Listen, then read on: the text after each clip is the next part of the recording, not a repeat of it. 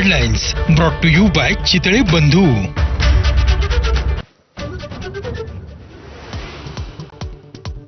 युद्धाच्या 13व्या दिवशीही आखात होरपळलं. इस्रायल आणि अमेरिकेचे इराणवर जोरदार हल्ले. इराणकडूनही बॉम्बचा कडवा मारा. युद्धबळींचा आकडा 1300च्या पार.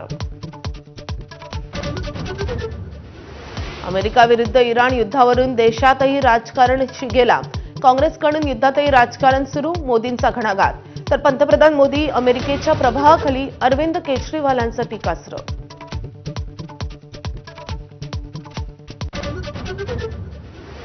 रिलायन्सच्या मदतीनं अमेरिका टेक्सासमध्ये ऑइल रिफायनरी उभारणार. $300 अब्ज करार. रिलायन्सची रिफायनरी जगातील सर्वात शुद्ध असेल, ट्रम्प यांचा दावा.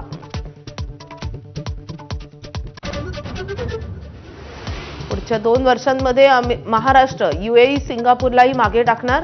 अर्थसंकल्पावरील चर्चेदरम्यान भाषणात मुख्यमंत्र्यांचा विश्वास.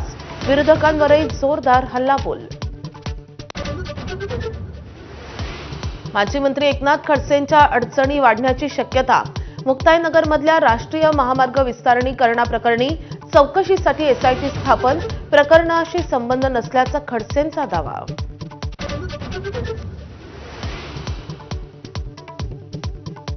लोकसभा अध्यक्ष ओम बिर्लांच्या विरोधातील अविश्वास प्रस्तावावरून विरोधक आणि सत्ताधारी आमने-सामने. आवाजी मतदानानं अविश्वास प्रस्ताव नामंजूर. अध्यक्ष कोणत्याही पक्षाचे नाहीत तर सभागृहाचे. अमित शहांचा हल्लाबोल.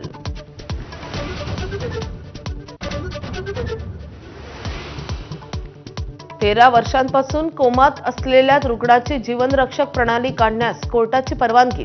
देशात पहिल्यांदाच निष्क्रिय इच्छामरणाला सुप्रीम कोर्टाचा हिरवा कंदील. Headlines brought to you by Chitale बंधू.